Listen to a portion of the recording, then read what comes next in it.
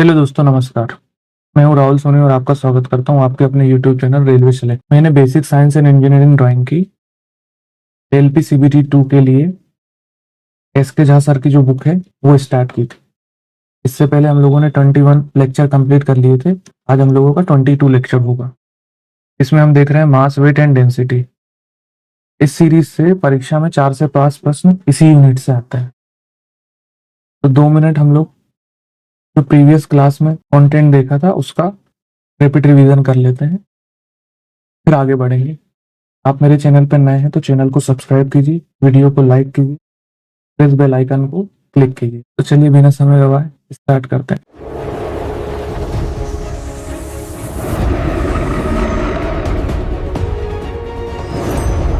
तो दोस्तों, पिछले लेक्चर में हमने डेंसिटी, रिलेटिव डेंसिटी और फ्लोटिंग बॉडी और क्रिटिकल वेलोसिटी और गैस लॉ में डिटेल में समझा था। अब इस पेज को क्विक रिवीजन कर लेते हैं ताकि एग्जाम से पहले पूरा कॉन्सेप्ट 2 से 3 मिनट में रिवाइज हो जाए। सबसे पहले ऊपर वाला फॉर्मूला देखो। अगर कोई वस्तु 2 अलग अलग लिक्विड में तैर रही है तो उसे कोहेरेंसी फोर्स बराबर होगी, इसलिए V1 D1 is equal to V2 D2 और ये जो ग्रेविटी है कांस्टेंट रहेगी, यानी कट जानी है। तो V1 upon V2 is equal to D1 upon D2 हो जाएगा। मतलब जिस लिक्विड की डेंसिटी कम होगी उसमें ऑब्जेक्ट ज्यादा हिस्सा डूबेगा। और एग्जाम में डायरेक्ट न्यूमेरिकल यहीं से पूछे जाते हैं। अब नीचे वाला इंपॉर्टेंट फॉर्मूला देखो। अगर 2 लिक्विड D1 D2 इक्वल मास में मिलाया जाए तो मिक्सर डेंसिटी का फॉर्मूला क्या हो जाएगा? 2D1 अपॉन में D1 प्लस D2। ये फॉर्मूला जो है ना, फेवरेट क्वेश्चन फॉर्मूला है आरआरबी का। बस इतना याद रखो कि इक्वल मास लिखा हो तो यह फॉर्मूला लगेगा, अगर इक्वल वॉल्यूम लिखा है तो सिंपल एवरेज वाला आ जाएगा। अब आते हैं रिलेटिव डेंसिटी टेबल पर। ये पूरी टेबल रटने की जरूरत नहीं है, बस कुछ इंपॉर्टेंट वैल्यूज को याद रखो। मैंने पहले से हाईलाइट करके रखी है, जैसे कि पानी की हो गई 1, बर्फ की हो गई 0.92, केरोसिन ऑयल की हो गई 0.8, ईथर की हो गई 0.72, एल्कोहल की हो गई 0.79, पारा की हो गई 13.6, ये याद रखना पारा की, और सोना की हो गई 19.3। और ये भी पूछ सकते हैं कि सबसे ज्यादा भारी कौन सा है, तो प्लेटिनम हो जाएगा 21.5। इन वैल्यूज से फ्लोटिंग बॉडी वाले क्वेश्चन बनते हैं। अगर रिलेटिव डेंसिटी 1 से कम हो तो वस्तु पानी पर तैरेगी, अगर रिलेटिव डेंसिटी 1 से ज्यादा हो तो पानी में डूब जाएगी। यही रीजन है कि जो आइस है ना वो तैरती है, क्योंकि उसकी रिलेटिव डेंसिटी 0.92 है। अब डेंसिटी खत्म हो गया। अब नेक्स्ट कॉन्सेप्ट है क्रिटिकल वेलोसिटी, जो फ्लूइड मैकेनिक्स का बहुत इंपॉर्टेंट टॉपिक है। तो दोस्तों आते हैं अब क्रिटिकल डेंसिटी पर, वेलोसिटी पर। क्रिटिकल वेलोसिटी वो स्पीड होती है जहां से फ्लूइड का फ्लो अपना नेचर बदलना शुरू कर देता है। इसमें कम स्पीड पर फ्लो का फ्लो है ना जो, वो लेमिनर फ्लो हो जाता है। लेमिनर फ्लो का मतलब होता है धारा रेखीय फ्लो। फ्लूइड की लेयर एकदम सीधी और पैरेलल चलती है, कोई डिस्टरबेंस नहीं होता। तो उसका उदाहरण क्या हो जाएगा? जो शांत बहती हुई नदी, शांत बहती हुई नदी। यदि लेकिन जैसे फ्लूइड की स्पीड क्रिटिकल वेलोसिटी से ज्यादा होगी तो फ्लो टर्बुलेंट बन जाएगा। टर्बुलेंट यानी कि विक्षुब्ध प्रवाह हो जाएगा। और जो फ्लूइड पार्टिकल है वो जिगजैग वे में घुमावदार रास्ते पर चलने लगेंगे, जैसे कि बरसात का तेज पानी। जैसे बरसात होती है तो जो नदी होती है ना उफान मारते हुए चलती है, वही बरसात की तेज बहती हुई नदी। क्रिटिकल वेलोसिटी से कम होगा तो लेमिनर फ्लो होगा, क्रिटिकल वेलोसिटी से ज्यादा होगा तो टर्बुलेंट फ्लो होगा। बस इतना याद रखना। ये लेमिनर फ्लो है, मुख्यतः विस्कोसिटी पर डिपेंड करता है। मतलब फ्लूइड जितना ज्यादा होगा विस्कस होगा, वो उतनी आसानी से लेमिनर फ्लो मेंटेन करेगा। जबकि टर्बुलेंट फ्लो में डेंसिटी का इफेक्ट ज्यादा देखने को मिलता है। अब ये फ्लूइड मैकेनिक्स खत्म हो गया। अब जो गैस लॉ है सबसे पहले आएगा उसमें, ये बॉयल्स लॉ। बॉयल्स लॉ कहता है कि अगर टेम्परेचर कांस्टेंट रखा जाए तो गैस का प्रेशर उसके वॉल्यूम के व्युत्क्रमानुपाती होता है, यानी कि P व्युत्क्रमानुपाती होगा 1/V के। प्रेशर बढ़ेगा, ये प्रेशर बढ़ेगा तो वॉल्यूम घटेगा, अगर प्रेशर घटेगा तो वॉल्यूम बढ़ेगा। जैसे सिरिंज को दबाएंगे तो अंदर की हवा वॉल्यूम कम होगा और प्रेशर बढ़ जाएगा। PV is equal to constant हो जाएगा। P1 V1 is equal to P2 V2। Exam में सबसे ज्यादा यही फॉर्मूला यूज होता है। अब आते हैं बॉयल्स लॉ पे। बॉयल्स लॉ तो पढ़ी है, सॉरी। अगर लेकिन प्रेशर कांस्टेंट कर दे तो फिर वॉल्यूम किसके साथ जाओगा, चेंज होगा। यहीं से आता है लॉ ऑफ चार्ल्स लॉ। तो बॉयल्स लॉ में क्या था, टेम्परेचर कॉन्स्टेंट था, लेकिन चार्ल्स लॉ में प्रेशर कॉन्स्टेंट रहता है। चार्ल्स लॉ कहता है कि अगर गैस का वॉल्यूम उसके एब्सोल्यूट टेम्परेचर के समानुपाती होगा, मतलब टेम्परेचर बढ़ेगा तो वॉल्यूम घटेगा और टेम्परेचर घटेगा तो वॉल्यूम बढ़ेगा। गर्मियों में फुटबॉल हो गया और जो अपनी साइकिल होती है उसका जो ट्यूब हो गया वो ज़्यादा टाइट लगता है। अगर उसमें 30 psi का अपन हवा भरते हैं तो वो कुछ दिनों में 35 psi हो जाता है। क्यों हो जाता है, गर्मियों में टेम्परेचर बढ़ता है तो वॉल्यूम घटता है, टेम्परेचर बढ़ता है तो वॉल्यूम बढ़ता है, और टेम्परेचर घटता है तो वॉल्यूम घटता है। जैसे जैसे गर्मी बढ़ेगी वॉल्यूम बढ़ेगा, क्योंकि अंदर की जो हवा है वो गर्म होकर के फैलेगी और वॉल्यूम बढ़ाने की कोशिश करेगी। टेम्परेचर हम लोगों को इसमें हमेशा केल्विन में लेना है। केल्विन मतलब सेंटीग्रेड प्लस 273 है, ये याद रखने वाली बात होती है।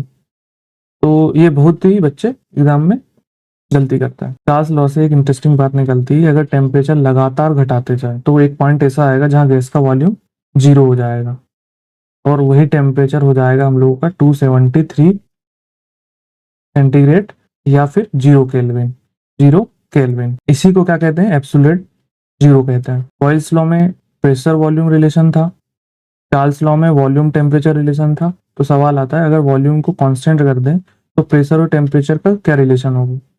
यहीं से आता है लॉ ऑफ गेलुसेक लॉ। गेलुसेक लॉ, यह लॉ कहता है कि कांस्टेंट वॉल्यूम पर प्रेशर टेम्परेचर के समानुपाती होता है। मतलब टेम्परेचर बढ़ेगा तो जो प्रेशर है वो घटेगा, और टेम्परेचर घटेगा तो प्रेशर बढ़ेगा।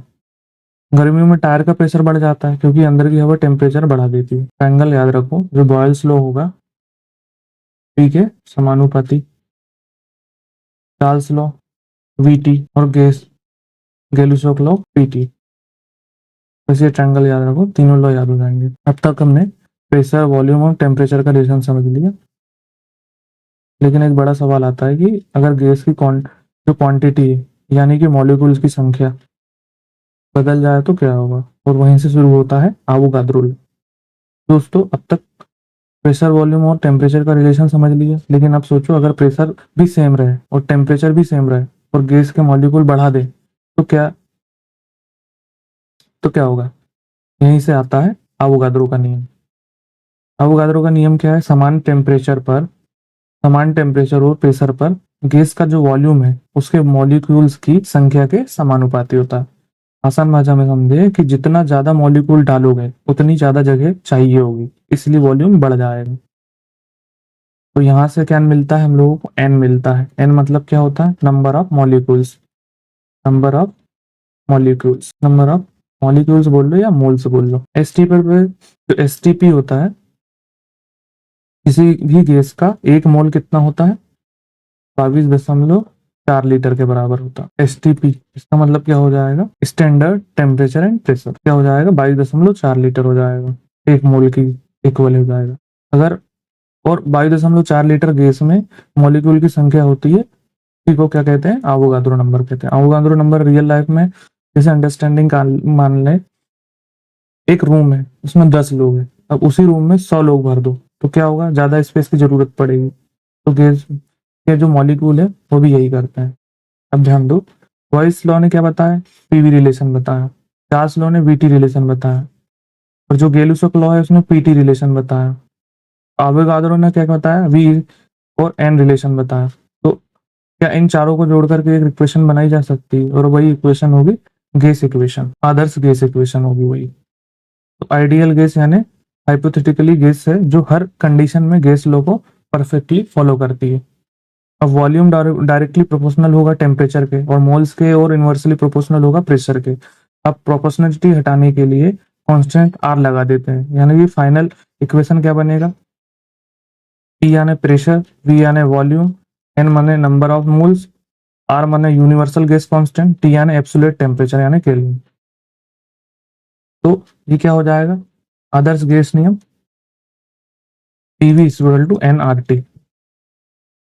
PV इक्वल टू nRT, तो सिर्फ याद रखें PV इक्वल टू nRT, बाकी सारे लॉ इसी के स्पेशल केसेस होते हैं। तो हम लोगों ने प्रीवियस क्लास कंप्लीट कर ली 2 मिनट में। अब आते हैं इसके आगे की क्लास में, यहाँ से स्टार्ट करना था। तो नियत ताप पर किसी गैस की निश्चित मात्रा का आयतन एवं उसके दाब का गुणनफल एक नियतांक होता है।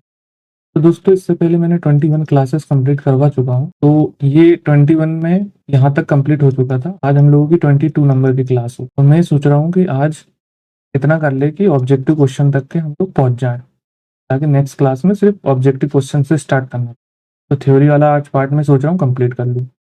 तो अगर आपने यहाँ से स्टार्ट किया है 22 से, तो इससे पहले किस क्लासेस हो चुकी हैं, पहले उसको देखिए, तब जाकर के ही आपको समझ में आएगा कि ये कहाँ से स्टार्ट हो गया बीच से। अगर बीच से देखोगे, इस वीडियो को देखोगे, तो आपको समझ में नहीं आएगा। इससे पहले वाले वीडियो को आपको देखना ही पड़ेगा। तो नियत ताप पर किसी गैस की निश्चित मात्रा का आयतन एवं उसके ताप का गुणनफल एक नियतांक होता है। इसका सीधा मतलब है, अगर टेम्परेचर नहीं बदल रहा है तो प्रेशर और वॉल्यूम आपस में एडजस्ट होते रहेंगे, लेकिन उनका जो मल्टीप्लिकेशन है ना, वो कांस्टेंट रहेगा। जैसे कि P इंटू वी 100 है, तो बाद में जो P इंटू वी है ना, वो 100 ही रहेगा। घनत्व रो इज इक्वल टू द्रव्यमान m अपॉन में आयतन v। यह क्या है? डेंसिटी का बेसिक फॉर्मूला है। मतलब रो मतलब होगा डेंसिटी, m मतलब हो गया मास, v मतलब हो गया वॉल्यूम। यानी किसी वस्तु में कितना मास, कितना कम या ज्यादा वॉल्यूम में भरा है, यही डेंसिटी कहलाती है। v equal to m upon rho. ये कोई नया फॉर्मूला नहीं है, बस इसी को मॉडिफाइड कर लिया, बस ऊपर वाले फॉर्मूले को रीअरेंज किया। एग्जामर इसी को बार बार घुमा फिरा के सवाल बना के यही पूछता रहता है। बॉयल्स के नियम से, तो बॉयल्स के नियम से P इज इक्वल टू के अपॉन वी। ये क्या होगा? कांस्टेंट होगा। मतलब प्रेशर बढ़ेगा तो वॉल्यूम घटेगा, और प्रेशर घटेगा तो वॉल्यूम बढ़ेगा। V के मान को रखने पर अब वॉल्यूम की जगह पे m अपॉन में रो डाल रहा है, यानी बॉयल्स लॉ और डेंसिटी फॉर्मूला को जोड़ रहा है। P इज इक्वल टू रो के अपॉन में m। ये सब्सटीट्यूशन के बाद में मिला वो रिलेशन। मास m कांस्टेंट है, के भी कांस्टेंट है, तो प्रेशर और जो प्रेशर है सिर्फ डेंसिटी पर डिपेंड रहेगा। जो रो होगा, P होगा, समानुपाती होगा रो के नियत ताप पर। मतलब कि कांस्टेंट टेम्परेचर पर डेंसिटी बढ़ेगी तो प्रेशर बढ़ेगा, डेंसिटी घटेगी तो प्रेशर घटेगा। अब चार्ल्स लॉ का नियम है। चार्ल्स, यह गैस का दूसरा महत्वपूर्ण समीकरण नियम है। बॉयल्स लॉ में क्या प्रेशर और वॉल्यूम की बात हुई थी, लेकिन जो चार्ल्स लॉ है हमें वॉल्यूम और टेम्परेचर की रिलेशन बताता है। ये V ऊपर है, PVT। ये ट्रिक को याद रखो कि जो बॉयल्स लॉ होगा वो P के अनुक्रमानुपाती होगा 1/V। चार्ल्स लॉ होगा P के समानुपाती होगा T। तो गैसियस लॉ होगा वो P के समानुपाती होगा T। यही ट्रायंगल याद रखना है अपने को। यही जो पूरा चैप्टर है वो इसी से याद हो जाना है, बहुत इंपॉर्टेंट। नियत दाब पर किसी गैस की निश्चित मात्रा का आयतन उसके परम ताप के समानुपाती होता है। मतलब जो प्रेशर कांस्टेंट रखा गया है, अब अगर टेम्परेचर बढ़ाएंगे तो गैस फैलने लगेगी, और गैस फैलेगी तो क्या होगा? वॉल्यूम बढ़ेगा। जैसे गर्मियों में फुटबॉल ज़्यादा फूल जाता है, क्योंकि टेम्परेचर बढ़ा तो गैस के मॉलिक्यूल तेजी से भागने लगे, तो वॉल्यूम बढ़ने लगा। यही चार्ल्स लॉ है। V समानुपाती T। ये नियत दाब पर है, नियत ताप पर, यानी कि वॉल्यूम सीधे टेम्परेचर के प्रोपोर्शनल है। टेम्परेचर डबल होगा तो वॉल्यूम डबल होगा, और टेम्परेचर आधा होगा तो वॉल्यूम आधा हो जाएगा। V is equal to KT। ये क्या है? प्रोपोर्शनलिटी कांस्टेंट है। ये क्या है हमारे पास में? जो पर कांस्टेंट है। एग्जाम में कॉन्सेप्ट पूछे तो बस इतना याद रखना, जो वॉल्यूम है ना वो डायरेक्टली प्रोपोर्शनल होगा टेम्परेचर के। ये क्या हो गया? प्रोपोर्शनलिटी कांस्टेंट हो गया। V क्या हो गया? गैस का वॉल्यूम हो गया। T क्या हो गया? गैस का टेम्परेचर हो गया। इनको रटना नहीं है, बस सिंबल से पहचानना। V1 upon V2, T1 upon T2। यही चार्ल्स लॉ का न्यूमेरिकल फॉर्मूला है। जब भी वॉल्यूम टेम्परेचर चेंज हो रहे हो तो प्रेशर कांस्टेंट होगा, तो यही फॉर्मूला याद रखना अपने। क्वेश्चन में अगर लिखा हो कि प्रेशर कांस्टेंट है, तो तुरंत दिमाग में चार्ल्स लॉ आना चाहिए, और फॉर्मूला क्या लगना चाहिए? V1 upon V2 is equal to T1 T2। किसी भी गैस का आयतन 0 केल्विन या -273 डिग्री सेंटीग्रेड ताप पर शून्य हो जाता है, और गैस के अणु गति करना बंद कर देते हैं। इसे ही क्या कहते हैं? एब्सोल्यूट जीरो कहते हैं। थ्योरी के अनुसार टेम्परेचर पे मॉलिक्यूल्स पे मोशन लगभग समाप्त मानी जाती है। अब गेलुसक का नियम, गेलुसक लॉ स्टार्ट करते हैं। अब तक हमने दो नियम पढ़ लिए। जो बॉयल्स था वो प्रेशर और वॉल्यूम को बता रहा था, जो चार्ल्स था वो वॉल्यूम और टेम्परेचर को बता रहा था। अब गेलुसक लॉ हमें प्रेशर और टेम्परेचर का रिलेशन बता। इस ट्राइंगल में 3 चीजें हैं, एक तो है वॉल्यूम, एक तो है प्रेशर और एक तो है टेम्परेचर। यही पूरी गैस लॉ की शॉर्टकट ट्रिक। मतलब अगर वॉल्यूम कांस्टेंट रखें और टेम्परेचर बढ़ाएं तो क्या होगा, प्रेशर भी बढ़ेगा। तो टेम्परेचर को कम करेंगे तो प्रेशर भी कम हो जाएगा। जैसे प्रेशर कुकर हो गया, जब गैस पर कुकर गर्म करता है तो अंदर का जो टेम्परेचर है वो बढ़ता है, वॉल्यूम लगभग वही रहता है, इसलिए अंदर का प्रेशर बढ़ जाता है। यही गैस लॉ है। प्रैक्टिकल एग्जांपल है, नियत आयतन पर किसी गैस की निश्चित मात्रा का दाब उसके परम तापमान समानुपाती होता है। ये गैलुसक लॉ की डेफिनेशन है। मतलब अगर वॉल्यूम को फिक्स रखेंगे तो टेम्परेचर को बढ़ाएंगे तो प्रेशर भी बढ़ेगा। प्रेशर कुकर जैसे, कुकर का वॉल्यूम लगभग फिक्स रहता है, लेकिन गर्म करने पर क्या होता है, टेम्परेचर बढ़ता है और साथ में क्या होता है, प्रेशर भी बढ़ जाता है। P समानुपाती है, ठीक है, नियत आयतन पर, यानी प्रेशर सीधे टेम्परेचर के प्रोपोर्शनल है। जैसे ही टेम्परेचर डबल करेंगे तो प्रेशर भी क्या होगा, डबल हो जाएगा। तो टेम्परेचर को हाफ करेंगे तो प्रेशर भी हाफ हो जाएगा। P इज इक्वल टू के टी। ये क्या है, कांस्टेंट है, यह सिर्फ मैथमेटिकल फॉर्म। एग्जाम में ज्यादातर रिलेशन पूछा जाता है, डेरिवेशन में कम पूछा जाता है। P1/P2 T1/T2, ये प्रेशर और टेम्परेचर दोनों बदल रहे हैं तो वॉल्यूम कांस्टेंट होगा। यही फॉर्मूला यूज होगा। तो दोस्तों बॉयल्स लॉ ने प्रेशर वॉल्यूम का रिलेशन बताया, चार्ल्स लॉ ने वॉल्यूम टेम्परेचर का और गैसियस लॉ ने प्रेशर टेम्परेचर का। अब हम पहुंच चुके हैं चौथे और बहुत फेमस लॉ यानी आवोगाद्रो के नियम पर। तो आवोगाद्रो का नियम है, यह लॉ मॉलिक्यूल्स की संख्या और वॉल्यूम के बीच को रिलेशन को बताता। समान ताप पर जो एनटीपी है, किसी भी गैस के समान आयतन में अणुओं की संख्या समान होती है। ये बहुत इंपॉर्टेंट लाइन है। मान लो 1 लीटर ऑक्सीजन है और 1 लीटर हाइड्रोजन है, तो टेम्परेचर और प्रेशर दोनों समान है, तो दोनों में जो मॉलिक्यूल्स की संख्या होगी ना वो समान होगी, चाहे गैस कोई सी भी हो। ये नियम क्या 1811 में दिया गया था। समानुपाती है एन के। तो ये क्या है, आवोगाद्रो लॉ का मैथमेटिकल फॉर्म। एन क्या है, नंबर ऑफ मॉलिक्यूल। मतलब मॉलिक्यूल्स बढ़ेंगे तो वॉल्यूम भी बढ़ेगा, मॉलिक्यूल्स कम होंगे तो वॉल्यूम भी कम होगा। STP standard temperature and pressure हो गया, और ये क्या हो गया, नॉर्मल टेम्परेचर एंड प्रेशर। पर किसी भी गैस के 1 मोल का आयतन 22.4 लीटर होता है। 1 मोल बराबर क्या होगा, 22.4 लीटर एसटीपी पर। सबसे इंपॉर्टेंट लाइन है कि जो आवोगाद्रो नंबर है वो 0.022 इंटू 10⁻23, इसे आवोगाद्रो नंबर कहते हैं। बहुत ज्यादा इंपॉर्टेंट है, याद रखने लायक। मतलब 1 मोल में इतने मॉलिक्यूल्स होते हैं, 0.622 इंटू 10⁻23, 0.622 इंटू 10⁻23। गैलुसॉक लॉ कहता है कि प्रेशर सीधे टेम्परेचर के प्रोपोर्शनल होता है, और आवोगाद्रो लॉ कहता है कि टेम्परेचर और प्रेशर पर समान वॉल्यूम वाली गैसेस मॉलिक्यूल्स की संख्या समान होती है। यानी 1 मोल गैस क्या होगा, 22.4 लीटर, और सिर्फ 6.022 इंटू 10⁻23 मॉलिक्यूल्स होते हैं। गैस के दाब को मैनोमीटर द्वारा मापा जाता है। कम दाब पर गैस विद्युत का सुचालक होती है, गुड कंडक्टर होते हैं। जो गैस का जो प्रेशर होता है उसको मापने के लिए मैनोमीटर का नाम का इंस्ट्रूमेंट यूज किया जाता है। जैसे थर्मामीटर का तापमान के लिए होता है, वैसे मैनोमीटर प्रेशर के लिए होता है। कम दाब पर गैस विद्युत की सुचालक होती है। मतलब नॉर्मल कंडीशन में अगर इलेक्ट्रिसिटी की अच्छी कंडक्टर हो, मतलब नॉर्मल कंडीशन में गैसें इलेक्ट्रिसिटी की अच्छी कंडक्टर नहीं होती है, लेकिन कम दाब पर, है ना, बहुत कम प्रेशर पर गैस के जो मॉलिक्यूल है वो दूर दूर हो जाते हैं और इलेक्ट्रिसिटी डिस्चार्ज आसानी से हो जाती है। इसी प्रिंसिपल पर नियॉन लैंप यानी कि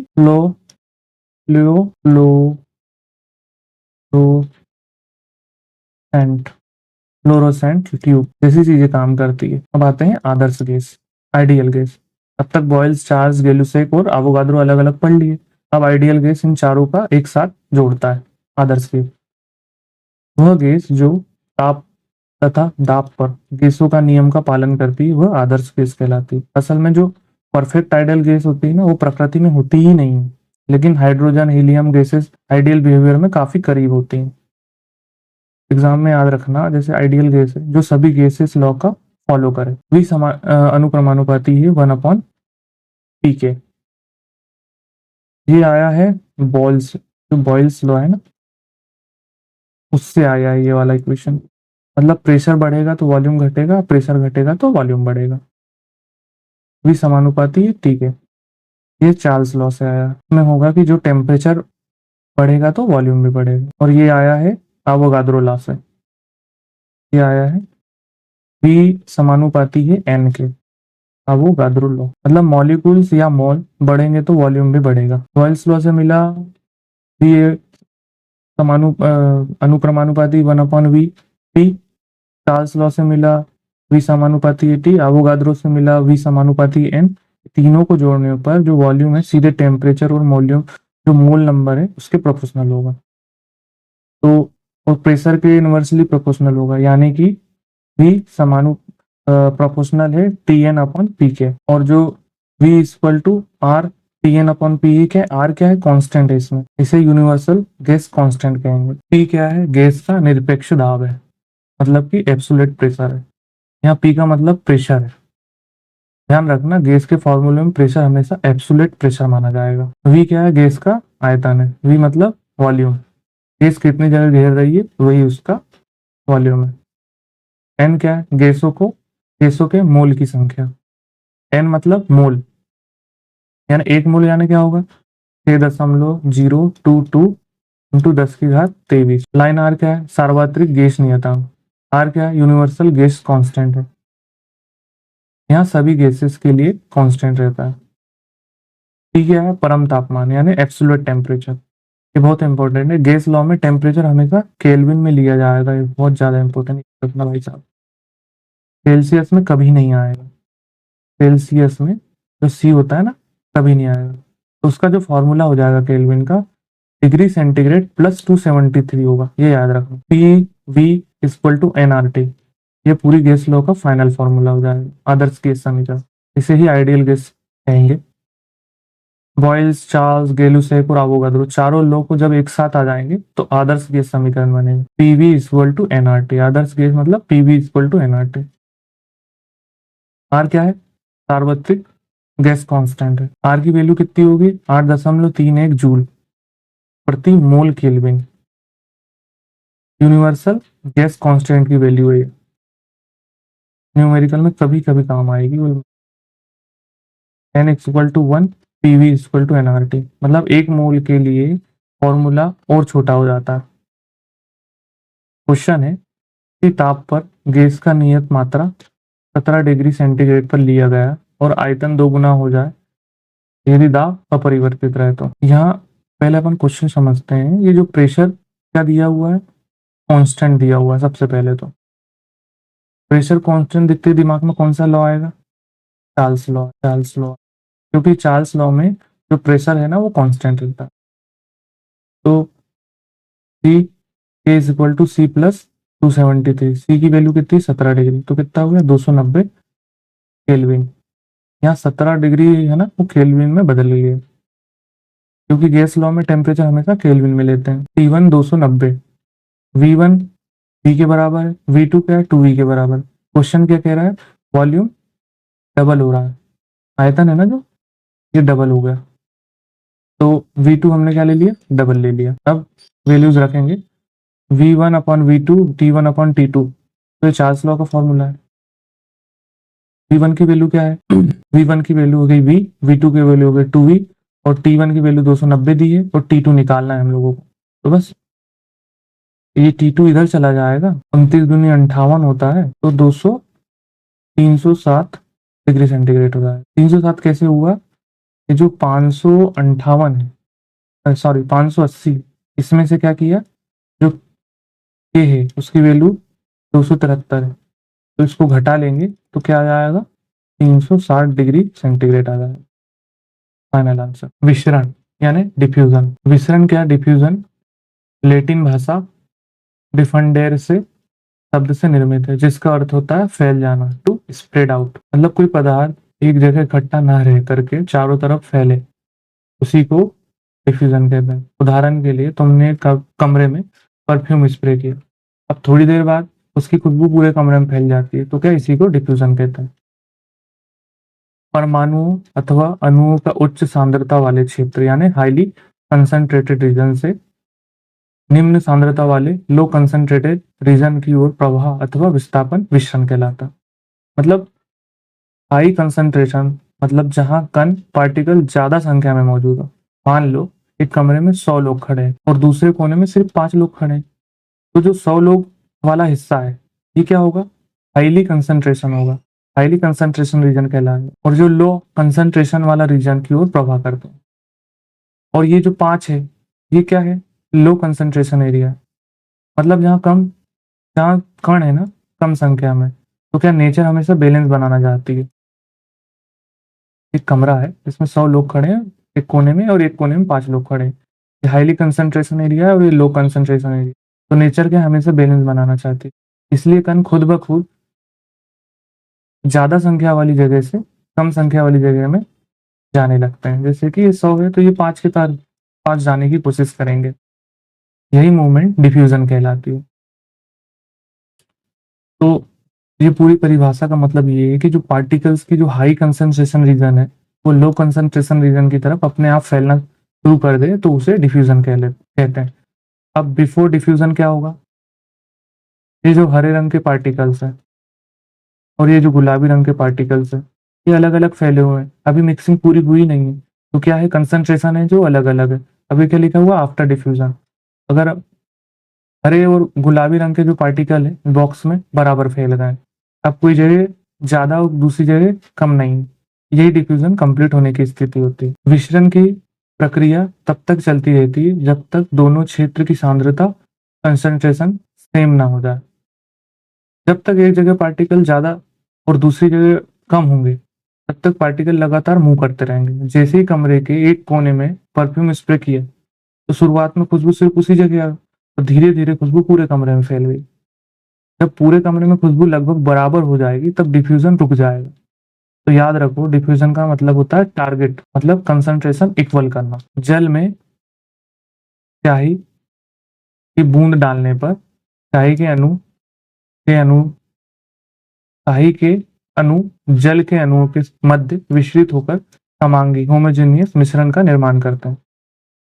तो मान लो तुमने साफ पानी के एक गिलास में इंक की एक बूंद डाली। शुरुआत में स्याही सिर्फ एक जगह दिखाई देगी, लेकिन कुछ समय बाद स्याही के जो कण है पानी के कणों में बीच फैलने लगते, बिना चम्मच चलाए पूरा पानी नीला होने लगता। यही डिफ्यूजन है। समांगी होमोजेनियस मिश्रण का निर्माण करते हैं। मतलब होमोजेनियस मतलब एक ऐसा मिश्रण जिसमें हर जगह पे कंपोजिशन एक जैसी हो।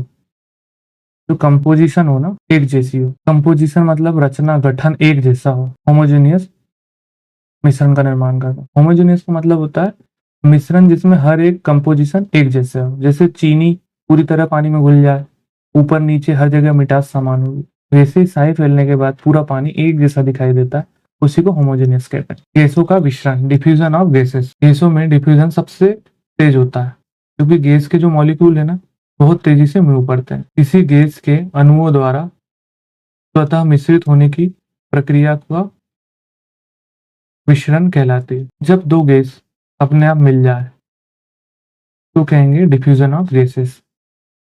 अगर एक कमरे में अगरबत्ती जलाई तो उसकी जो खुशबू है वो पूरे कमरे में फैलेगी। किसी ने उसे धक्का नहीं दिया फिर भी फैल गई, यही गैस का डिफ्यूजन है। विसरण रेट ऑफ डिफ्यूजन इकाई समय में विसरित गैसों के आयतन वॉल्यूम को विसरण दर कहा जाता है। इसे किसी क्षेत्र से होकर विसरित होने वाली गैस का की मात्रा तथा उसके इसमें लगने वाले समय के संदर्भ में निम्नवत प्रदर्शित किया जाता है। मतलब इकाई समय में विसरित गैस के आयतन विसरण दर कहा जाता है। मतलब 1 सेकेंड 1 मिनट या किसी निश्चित समय में जितनी गैस फैलती है वही उसकी रेट ऑफ डिफ्यूजन होती है। ज्यादा गैस कम समय में फैले तो रेट ज्यादा होगा, कम गैस ज्यादा समय में फैले तो रेट कम होगा। तो फॉर्मूला है विसरण दर का किसी क्षेत्र में विसरित होने वाली गैस की मात्रा बटे इकाई समय। तो क्या हो गया, rate equal to quantity upon में टाइम। जैसे स्पीड बराबर होती है डिस्टेंस बटे टाइम के, वैसे ही डिफ्यूजन रेट बराबर होता है गैस क्वांटिटी बटे टाइम के। ग्राहम का विसरण नियम। अब तक हमने समझा डिफ्यूजन क्या होता है। अब सवाल आता है कि क्या सभी गैसें एक जैसी स्पीड में डिफ्यूज करती? जवाब है नहीं। यही बात ग्राम्स बताता है। थॉमस ग्राम स्कॉटलैंड ने 1848 ईस्वी में गैसों के विसरण से संबंधित एक नियम प्रस्तुत किया। इस नियम को जो थॉमस ग्राम्स है नाम के साइंटिस्ट ने 1948 में दिया। कभी कभी एग्जाम में पूछ लिया जाता है साइंटिस्ट का नाम। समान ताप एवं समान दाब पर गैसों के विसरण की दर R उन गैसों का घनत्व D के वर्गमूल यानी स्क्वायर रूट के व्युत्क्रमानुपाती इनवर्सली प्रोपोर्शनल होती है। यह नियम तभी लागू होगा जब दोनों गैसों का जो टेम्परेचर होगा ना वो इक्वल होगा, प्रेशर इक्वल होगा, यानी कि कांस्टेंट कंडीशन होगी वो सेम होगी। जो विसरण की दर है उन गैसों के घनत्व T के वर्गमूल के व्युत्क्रमानुपाती होती है। ये पूरी थ्योरी का हार्ट है। वो कह रही है जो गैस है जितनी हल्की होगी उतनी तेजी से डिफ्यूज होगी। गैस जितनी हल्की होगी उतनी तेजी से डिफ्यूज होगी, और गैस जितनी भारी होगी उतनी धीरे डिफ्यूज होगी।